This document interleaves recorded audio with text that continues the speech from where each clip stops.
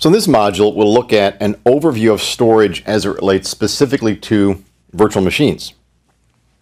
Now, in the overall storage picture, virtual machines are part of the infrastructure as a service component of Azure, and what we're looking at in here is, in particular, the disks component of Azure storage.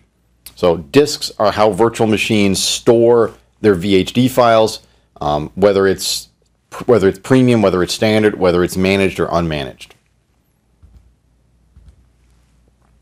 So what kinds of disks are used by a virtual machine? Well, a virtual machine uses three types of Azure disks. It has an operating system disk. So this is kind of an automatic disk. It's 2 gigs in size. It's mounted as C drive. Azure takes care of this for you. If you deploy a virtual machine image, it's going to give it a single operating system disk. It's then going to automatically attach a temporary D drive disk. Now this is a disk that its contents are temporary. You shouldn't store anything there you want to keep. If the VM is redeployed for any reason, that drive is wiped out and starts off fresh. The primary function of that temporary disk is simply for the page file. A lot of people will use that for transient storage. For example, I plan on deploying something, I'll copy it to the temporary disk, run the installation, and then knowing that the next time I reboot the virtual machine, it's gone.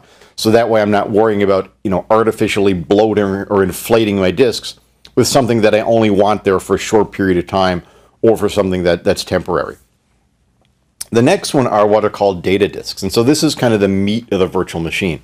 If I'm, for example, setting up a SQL Server virtual machine, I'll install and run SQL from my data disks.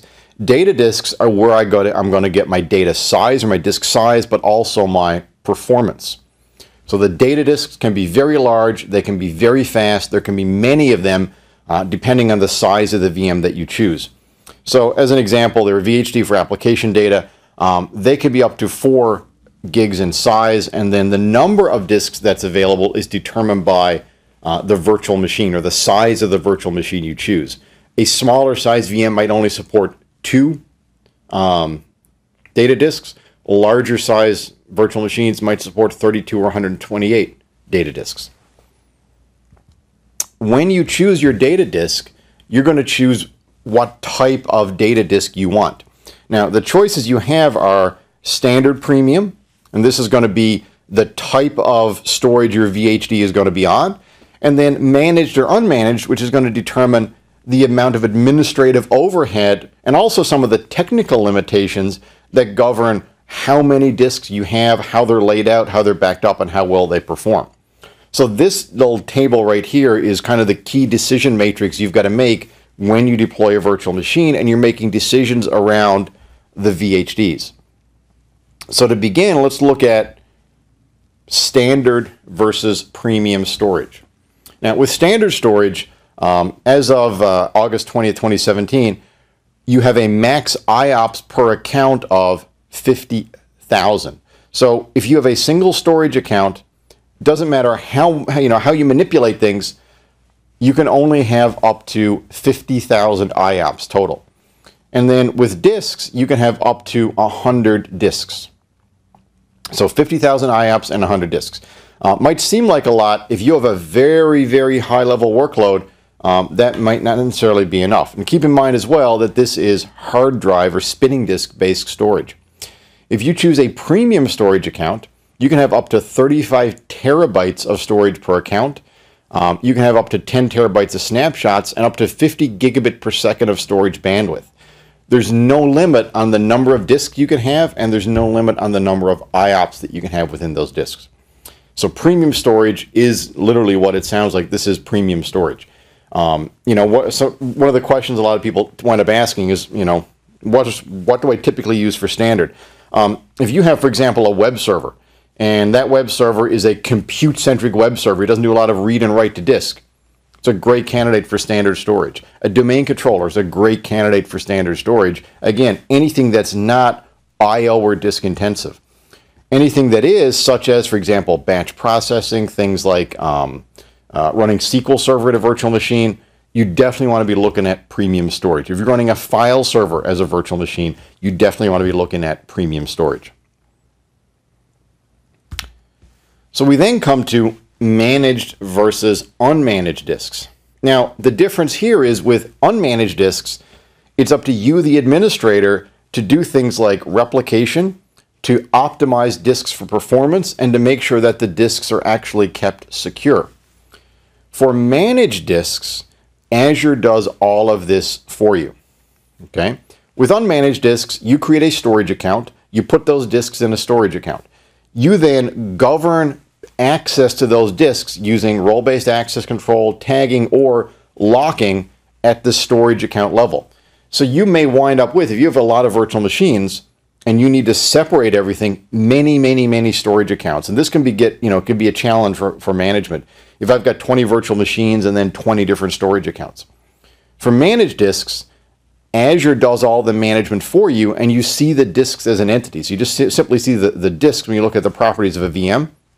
You don't ever see the underlying storage account they're placed in, and you don't have access to the underlying storage account. That means Azure does all that work for you, and things like tagging or role-based access control is now done at the disk level as opposed to the storage account level. So it takes an entire layer of management away from you as the administrator. Pricing is per storage. It uses storage account pricing for unmanaged. For managed, it's simply based on the size of the disk.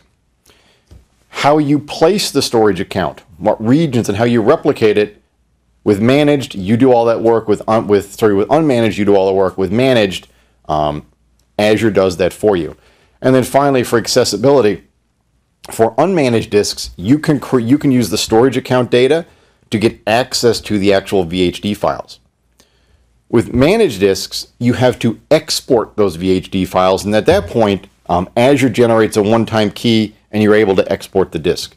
But again, the difference here is with an unmanaged disk, you have to first create the storage account, then create the disks, and then you manage the disks by managing the storage account. So there's this additional layer that you've got to be responsible for. Now, that you might have benefit to that, you may want to have that additional level of control. You may want to give different users the ability to go in and access the raw VHDs through the storage account. If you do, then unmanaged is probably the way to go. But if you simply want the VM and just, hey, I don't want to worry about the VHDs, just put them on Azure and make sure they're good, then a managed disk is the right choice. And when you create these, we'll take a look at the UI here in just a couple of seconds. Here's an example of what this looks like. With a managed OS disk, Azure creates the managed storage account. You don't worry about anything. So some simple points to make. Very simple for customers. Very granular access control. You control access at the disk level. You bypass all the limits of a storage account, and you can support VM level disk encryption with managed disks. And then finally, there's better resiliency because there's no single point of failure. And I want to elaborate on that for a second. Here's how availability groups work with managed versus unmanaged disks.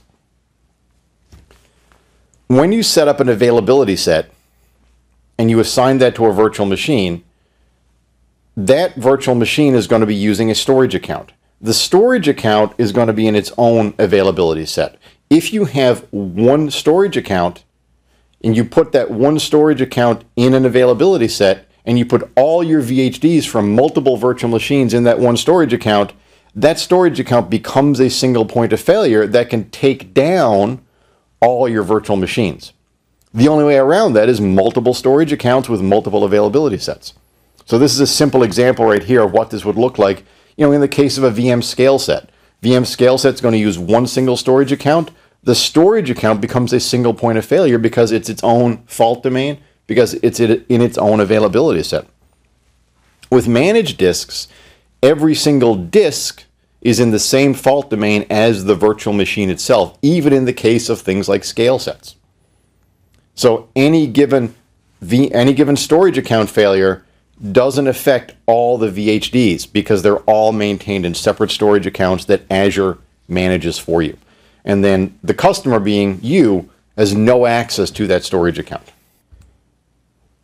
So comparing standard and premium, premium drive solid state, standard hard drive based, anything that requires high performance workloads, Azure Premium Disk is designed for. And you can see what the different sizes that are available are. For premium storage, you can get as low as a 32 gig disk. Those are only available if you use managed disks, all the way up to a 4 gig disk. It should be a, so 4 terabyte disk. Not 4 gigs, but 4,000 gigs, 4 terabytes. For managed disks, for standard storage, again, all the way up to a 4 terabyte disk. And then you can go down to, with a standard disk, a 32 gig drive, and it doesn't need to be 32 gig managed drive. And then for throughput, 250 meg per second for premium, 60 meg per second for standard. So you can see that if you want to have, in a virtual machine using standard drives, more throughput, more IOPS, you simply have to have more disks, and then you can, within the operating system, create something like a storage space that spans multiple Azure VHDs. Max IOPS for premium are 7,500, and for standard disk is 500. And when you're creating them, it really is that simple. Here's a screenshot of what the Create Virtual Machine blade looks like. And so you can see that when I create my basic setting, it's going to ask me the type, SSD or HDD. That's choosing premium or standard. So nowhere in here are you going to pick premium and standard. You're simply going to choose an SSD or an HDD. HDD is a spinning disk. SSD is a solid state drive. SSD is premium. HDD is standard. And then later on in the wizard, it's going to say, do you want to use managed or unmanaged? And you can see here in the case of a managed disk, I click no, and I've now got to provision a storage account to manage the storage account. If I click yes, this storage account option goes away, and the storage account becomes something that Azure manages for me.